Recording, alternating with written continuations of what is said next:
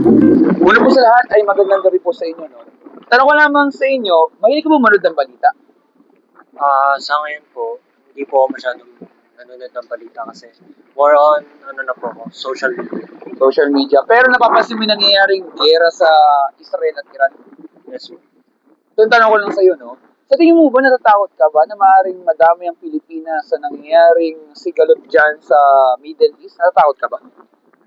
For me po, hindi po ako natatakot kasi una sa lahat, nandyan po ang Diyos para gabayan tayo sa mga pagsubok natin na kinakaharap. At hindi lang yan, at nandyan din ang mga pamilya natin para suportahan tayo sa mga kailangan natin at mga kaibigan. Ah, Kaya po ako naniniwala sa Panginoon kasi siya po yung tanging gabay ko at dasal na lagi ko po siyang kinakausap kapag ako'y may problema. Naiintindihan ko naman yan. Sa tingin mo ba, ano ba ang pinaka-nakakatakot para sa iyo? Pag-ibig ba sa isang tao? Magkautang ka ba sa pera? O kamatayan? Para sa iyo, ano ba ang pinaka-nakakatakot dito at ba? Paulit nga po ng tanong. Sa tingin mo ba, mula dito sa tatlo na to, ano ba ang pinaka-nakakatakot para sa iyo? Pag-ibig ba sa isang tao? Magkaroon ka ng utang sa pera? O kamatayan? Para sa iyo, ano ba ang pinaka-nakakatakot dito at bakit? Para sa akin, pwede ko pong sagutin lahat or Sa iyo, walang ba ako bala? para sa akin po, ang kamatayan. And kamatayan po kasi is parang hindi natin alam kung kailan tayo mamamatay. Dapat lagi tayong happy sa mga ginagawa natin. At hindi lahat ng bagay or pangyayari natin is dahilan ng isang pagkalungkot or kunyari may dahilan tayo na gusto natin mamatay dahil lang sa isang sitwasyon.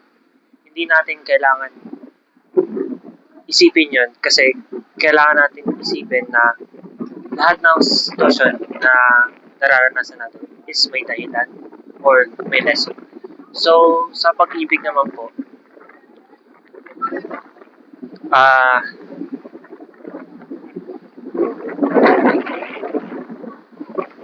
Wala.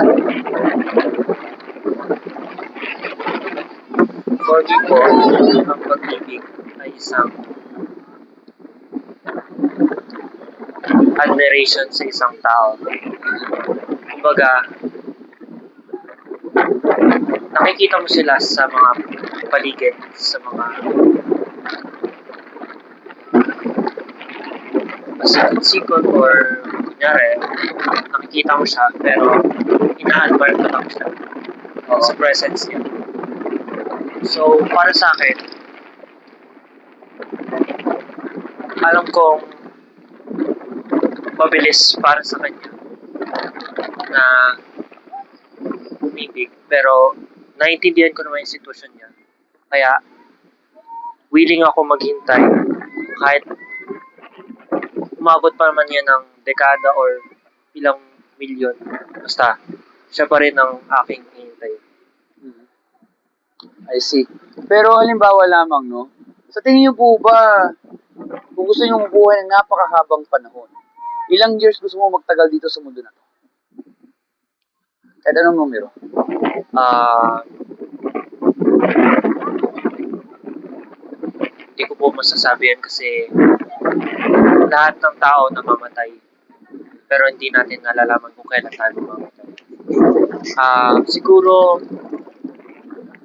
gusto ko lang enjoyin yung buhay ko ngayon para maranasan ko yung mga gusto ko pang maranasan kapag kunyari pagtanda ko hindi ko pa nararanasan yung mga ginawa ko so kailangan ko enjoyin muna yung mga kunyari 19 years old po ako and I'm enjoying my life throughout my day and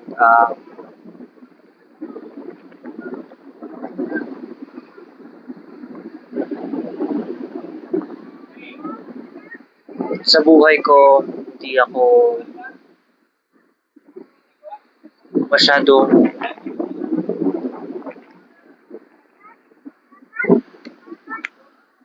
nag-iisip kung kailan ba matatapos ang mga pangyayari. Mm. Kasi unang-una sa lahat,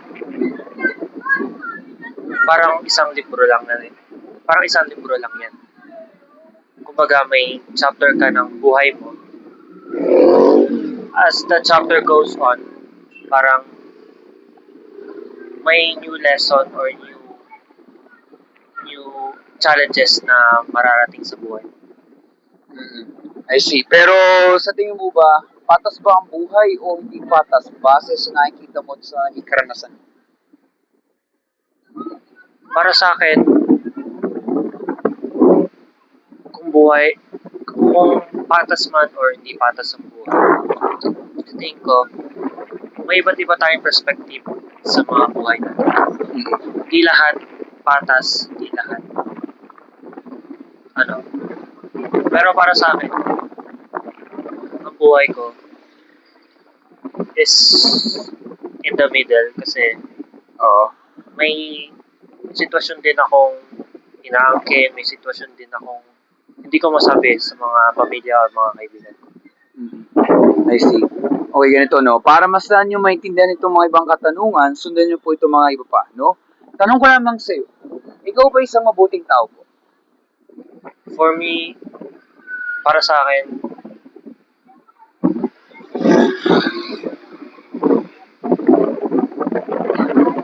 mabuti akong tao kasi napapakita ko sa mga kaibigan ko na ako talaga yung nakikita nila. Kasi pagka may mga taong mahilig mag-judge kasi hindi pa nila kilala. Mm. So, ako, I cannot judge someone until I know them. So, for me, depende yan sa mga nakakasalumuha akong tao. Oo. Sa tingin mo, para sa'yo, ano ba yung sabihin ng mabuti para sa'yo? Halimbawa, mabuting tao. Para sa'yo, ano ba sabihin ng mabuti? Mabuti means doing good in certain things that comes through your life. I see. Mahilig ka ba magbasa ng dictionary? At hindi po masyado. Pero nagsasearch ka naman kay Google, hindi mo alam sa salita. Yes, Bigyan kita ng konting kalaman. Alam mo ba sabi sa dictionary po, para daw masabi na good o mabuti, yan po may kinalaman daw sa ugali ng isang tao, or morally excellent o morally upright.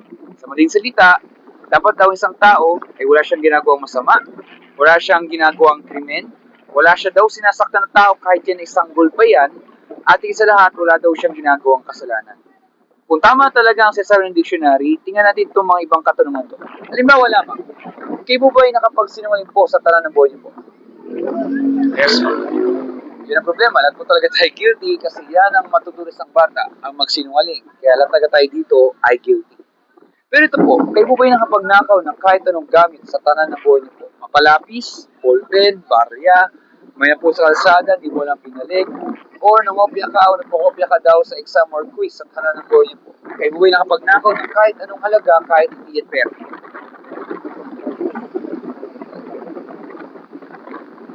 Oo. Naiintindihan ko naman, huwag ka mag-alala. Kasi imagine mo, kunwari, nandyan lang yung police station sa Ikalayan. Kunwari lamang, no? Eh, kaloko naman sabihin niya na bigla ka na lang dinakip kasi sabihin nila, ba't kayo nulit? Kasi kinasuhan po ng pagnanakaw ng lapis, nangopya sa katabi ng sagot, may nagreklamo. Maaaring nakakamitisyo, nakakatawa siyang tingnan. Pero dyan po minsan nagsisimula ang problema kasi kahit sa maliit na bagay, natutusyo tayo. Kaya ano pa kaya kung sa malaking halaga? Kaya nga lang, sa totoo talaga, lahat talaga tayo dito ay guilty. Pero ito po, kayo po ba'y nakaranas na magalit sa isang tao?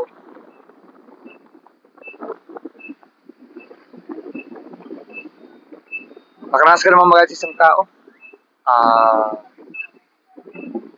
Opo. Tumitindi ba ang stress mo pag yung nagagalit o hindi naman po? Sa ngayon po, kapag po ako'y nagagalit sa isang tao, kinokontrol ko po yung emosyon ko kasi yung mga baka masabi ko sa mga tao na hindi ko gano'ng mga hindi ko mga masamang tao na nakakasalamuha ko is baka masaktan sila or ma kung or ma kung ano pang masamang gawin ko. Kaya kung may kagalit man ako is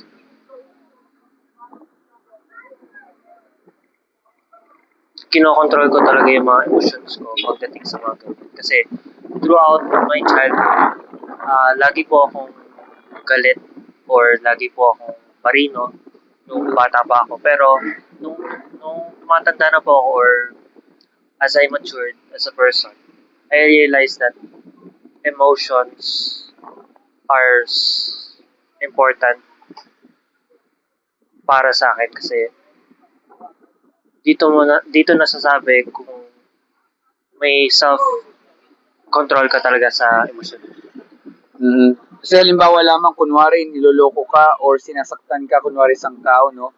Siyempre, kaloko naman sabihin, hindi ka nasasaktan, pero sa ng puso mo, parang kunwari, gusto mo nang manapak ng tao, pero sa isip lamang. Hindi mo talaga siya gagawin. Kaya lamang, may nagsasabi po, hindi natin kailangan pumatay o manapak ng tao ng literal. Kailangan mo lang pala magtanim ng galit sa isip lamang. Kaya minsan, maaaring lahat talaga tayo dito ay guilty. Hindi dahil tayo pumatay ng tao, pero pumatay tayo ng masasakit na salita. Yung tumago sa isang puso. Kaya lamang, maaaring lahat talaga tayo dito ay guilty. Pero ito po, nagagamit mo ba minsan ang pangalan ng Panginoon sa walang kabuluhan? Halimbawa, naglalakad ka dito, bigla kang nadulas, na pa-OM, alam mo na, biglaan lang. Nagamit mo na minsan yan? Pag po ako'y nadulas or natalisod, siguro certain words na nasabi ko po is Like ganun, OM, alam mo na. yes po. Tanong ko lamang, mahal mo ba nanay mo? Yes po. O, halimbawa, kunwari, nagpapaliwas ka ng oras dito, kunwari, and suddenly, nadapa ka ulit, kunwari. Instead ng pangalan ng Panginoon, ang nabanggit mo yung pangalan ng mo na wala siyang kinalaman dito. Ang pa-OM, insert mother's name. Okay lang ba yun? Expression lamang. Bakit hindi? Kasi sa isang tapilod lamang, hindi natin kailangan idaan sa mga galit ng mga pamilya natin. Kasi dapat inaalis natin ang mga bagay na mga salitang bagay na hindi dapat ilabas or sabihin na for example, may galit ako sa nanay ko. Oo. Pero hindi ko po yun nilalabas. Dinadamdam ko lang po kasi alam kong nanay ko pa rin po siya hanggang sa pagulo. Exactly. Kaya hindi mo kasi kayang gawin yan kasi mahal mo ang nanay mo, mahal mo mga loved ones mo, at hindi natin talaga basta-basta dapat magamit ang kanilang pangalan bilang pambabastos mo. Kaya sana nga lang, ganun rin sana sa Panginoon. Kaya nga lang, naririnig mo na siguro sa paligid yan, minsan nabagsak ang cellphone, parang minuro mo na kagad ang Panginoon, di ba? Yung OM, alam mo na. Ang tawag kasi doon ay blasphemy or pambabastos. And unfortunately, lahat talaga tayo dito ay guilty. Imagine mo, ganda-ganda itong tanawin na to, bigyan mo ng mumurahin ng Panginoon sa walang kabuluhan. Ang pangit ng pakinggan. Kasi nga, imagine mo, nasisira tuloy ang pangalan ng Panginoon. Lilinawin ko po sa inyo, no, hindi ko kayo sinisiraan, hindi ko kayo hinuhusgahan, hindi ko kayo ino-offend, kasi yung tanong na yan ay tanong po ng lahat sa atin. Sa tingin nyo kaya, kung tayo po mamatay kunwari at haharap tayo sa tinatawag na judgment day sa Panginoon, sa tingin nyo kaya, kayo ba'y guilty sa nagawa nyong kasalanan or inosente kayong tao? Siguro sa mga kasalanan ko na nakamit ko sa buhay ko, certain points na guilty talaga ako sa mga nagawa kong kasalanan kasi alam kong mali yun pero ginawa ko pa rin. Pero nalaman ko na lahat ng guilty na nagawa natin is a lesson. Oo. Sa tingin mo, saan tayo pupunta kunwari pag tayo namatay, for example? Sa langit ka ba pupunta o sa impyerno? Tanong lamang po.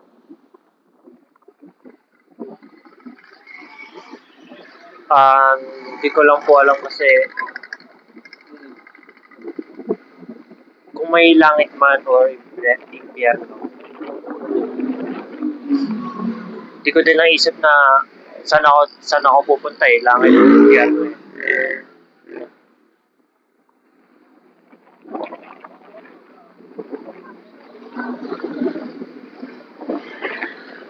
So sa tingin mo, maaaring nasa gitna ka lang. Okay, ganito lamang. Bigyan kita ng isang senaryo. Kunwari may isang kriminal. Halimbawa, ang kanyang krimen ay nagnakaw siya ng pera sa bangko. Wala siyang pinatay na tao, nagnakaw lang siya ng pera, ng limas lamang.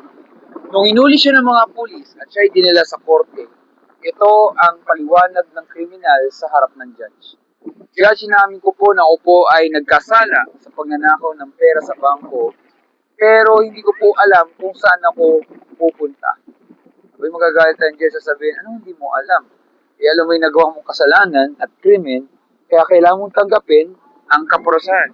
Kailan niyang pagbayaran, kailan talaga siyang itapon sa kulungan, regardless kung siya naniniwala may kulungan o wala. Tama po ba? Yes po. Yan kung sinasabi ko po kasi, parang ganyan din ang sinasabi kasi ng Biblia. Sabi kasi sa Bible, ang mga taong nagsinungaling, nagnakaw, nagtarim ng galit, at iba po mga nagawang kasalanan, magaan man yan o mabigat, ginawa natin yan o sa isip lamang, pero sa mata ng Panginoon ay walang marating sa langit, hindi makikita ang karal ng Diyos kung hindi itatapon po sa nagabagang apoy o impyerno. Sa tingin nyo kaya, kayo po ba'y nag-aalala sa sasabi ng Bible na maaaring kayo po ay sa impyerno pupunta, subalit hindi lang po kayo, lahat tayo, kasi may nagawa talaga tayong kasalanan sa harap ng Panginoon. Kayo po ba'y nag-aalala sa sasabi ng Biblia?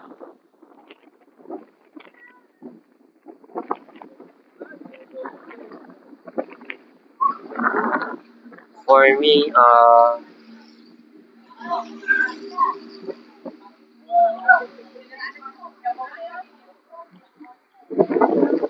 depende sa sitwasyon na nakamit mo or naging kasalanan mo. Kasi, unang-una sa lahat, ang mga naging sala natin or naging sitwasyon natin na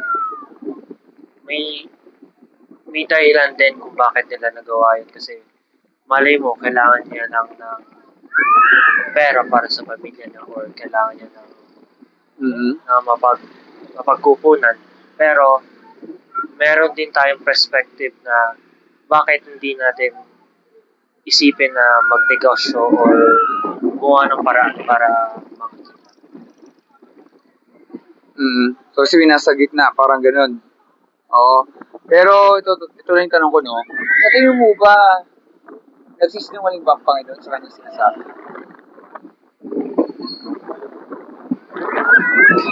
Hindi po. Siyempre, kasi kaya ang Panginoon ay hindi nagsisinungaling kasi Diyos yun eh. Kasi kung siya ay nagsinungaling, wala nang katotohanan sa mga sinasabi, wala nang kaayusan itong mundo na to, di ba? Kaya ako po nasabi yan dahil ang Panginoon po, una sa lahat, sabi sa Bible, hindi siya ang promotor ng kasalanan. Hindi siya yung gumawa ng kasalanan, kundi tayo pong lahat ang gumagawa ng kasalanan. Pangalawa, ang lahat ng sinasabi niya ay kailanman ay hindi nagsisinungaling. Sabihin natin yan ay totoo talaga. Dahil gusto niya ay para sa kabutihan at sa kaayusan ng lahat natin. At pangatlo, ang Panginoon daw ay kahit noon pa man ay hindi siya ng tukso ng tao para gawin ang kasalanan. Sino ba ang tutukso? Tayong lahat. Tayo lang po nadadamay dito sa tukso. Isang tao na tukso sa kasalanan, damay-damay na. Lahat naaawa. Ang punto lamang, whether like it or not, dapat tayo mag-alala kasi po buhay ang pinag-uusapan natin. Oo, bigla lang itong interview na to, nananahimik lang po kayo, no? Pero don't get me wrong po, wala pong masamang intensyon. Ako lang nagmamalasakit lamang bilang isang Pilipino, katulad nyo, katulad mo, at ating lahat. Tanong ko lamang sa iyo, no? Sa tingin mo ba, mahal mo ba sarili mo?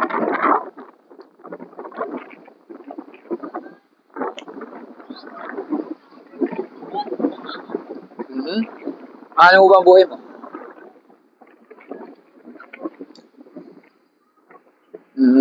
Dapat lang naman.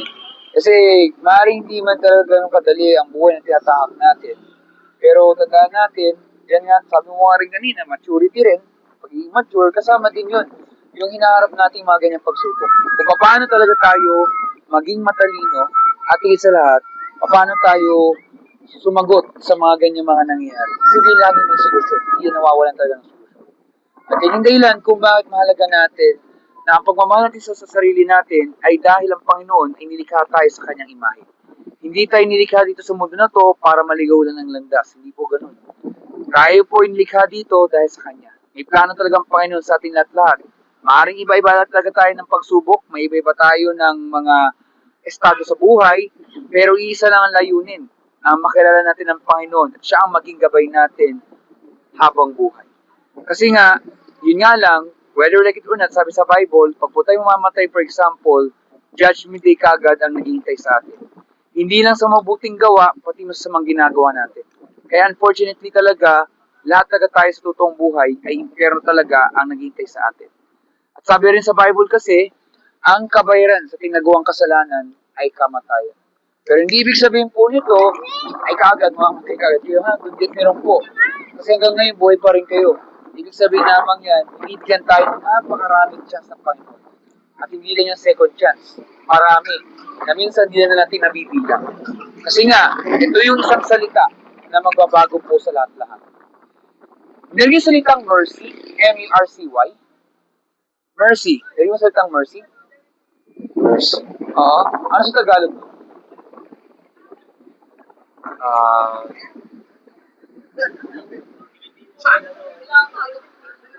Nagsisimula sa letter A. A. Oo. Mercy. Tatlong letra lang yan.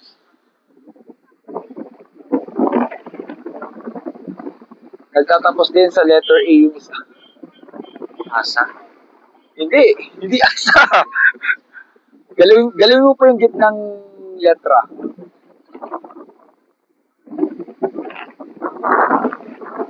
O, Cyril. Zero. Hindi pa rin nila pahirapan. When you say po mercy sa Tagalog ay awa. Yun, nahingi ka ba ng awa sa araw-araw? Depende po sa sitwasyon ko. Depende sa sitwasyon. Ito lamang yan ha. Pag sinabi natin kasing mercy o awa, yan ay paghingi ng tulong sa Panginoon. For example lamang, kunwari may nagawa kang kasalanan.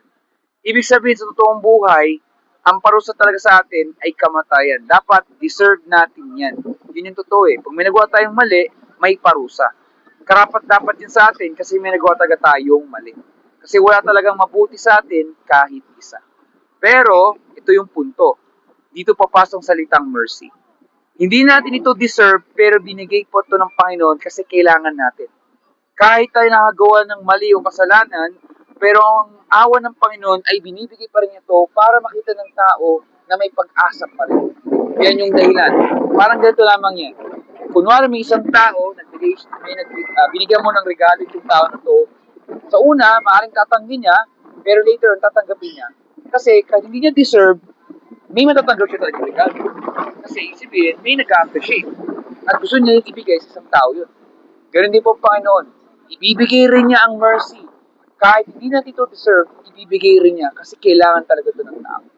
At pag tayo humingi ng mercy, ito na po yung tanong na magbabago sa lahat-lahat.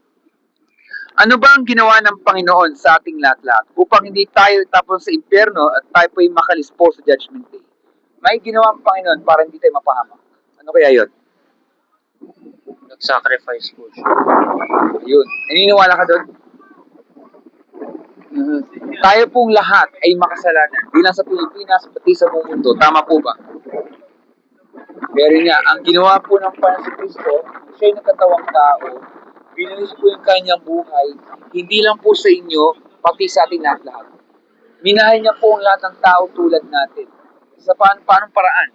Sa isang sasalita ng Panginoon. Binahagi niya po ang salita ng Panginoon. Alam mo nangyari kay Jesus nung siya po ay tao? Naranasan niya siya ay torturin, siya po ay pahirapan, siya ay pinatay at ipinako sa krus ng Kalbaryo. Sa anong dahilan? Wala. Nagbahagi lang siya ng katotohanan. Minahal niya po lahat ng tao tulad natin. Ang problema lang po, hindi siya minahal ng pabalik. Yun yung masakit. Diba? Sa isang pag-ibig, hindi lang yun one-sided. Dapat parehas siya, di ba? Pero si Jesus, alam niya na ang pagbahagi ng katotohanan, dahil wala siya talaga ginawang kasalanan, buhay talaga maging kapalit. Inalay niya ang kanyang buhay. Kaya noon pa man, Diyos na po talaga si Jesus. Namatay man siya sa krus, pero siya ay nabuhay sa pangatlong araw bilang hudyat na matagal na pong natalong kasalanan Matagal na pong talong kasamaan at meron pong buhay na walang hanggan. Sa madaling salita po, para maligtas sa isang tao, wala yan sa mabuting gawa. Dahil ang kaligtasan po ay nasa biyaya o regalo ng Diyos. At para daw tayo maligtas, may binigay ang Panginoon na dalawang regalo. Una, narinig yung salitang repentance. Hindi po. First time nyo narinig yan? Sa Tagalog po, ibig sabihin yan ay pagsisisi sa kasalanan. Pag sabi natin pagsisisi, parang ganito lamang yun. Kapag ba kayo nagkalagnat, makakapunta ka ba dito sa lugar na to?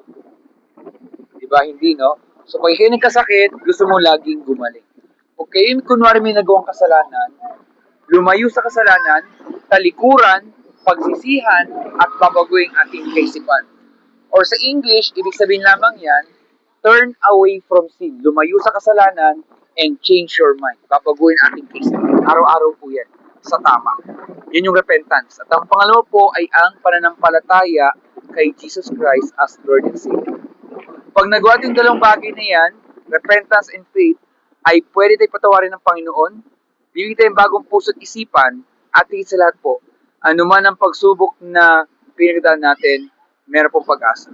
Hindi sa mundo na to, kundi sa Kanya lamang. At dahil doon, meron pong buhay na walang hanggan. So, bago po umalis, meron na lang akong mabilis na tanong lamang. Sa tingin nyo kaya, nagsasabi kaya akong totoo sa tinapag-usapan po? For me, lahat tayo may perspective sa mga isip natin. So, I do believe na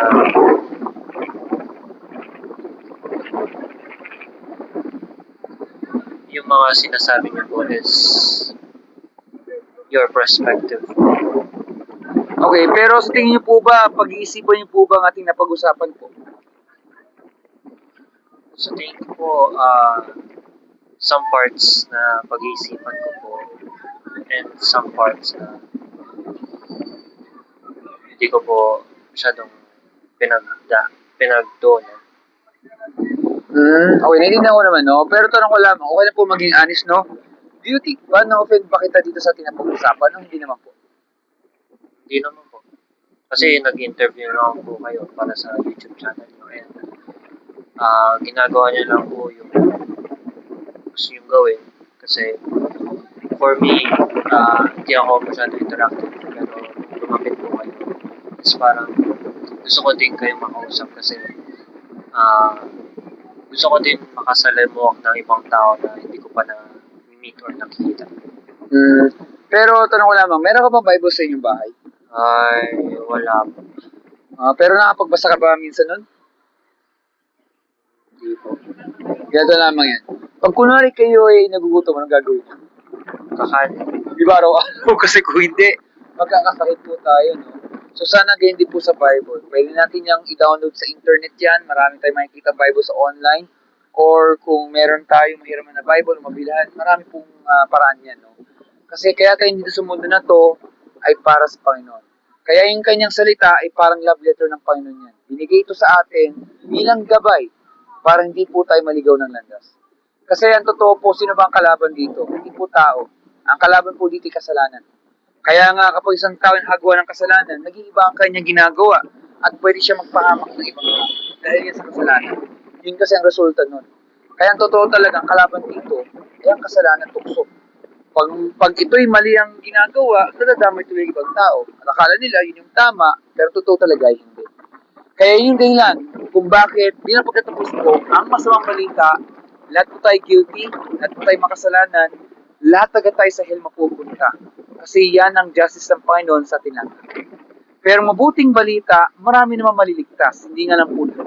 Siyempre maganda po kung kayo rin po ay kasamang maliligtas, kung kayo po talaga ay nagsisi talaga sa kasalanan at nanampalataya sa Panginoong Jesucristo lamang. Repentance and faith.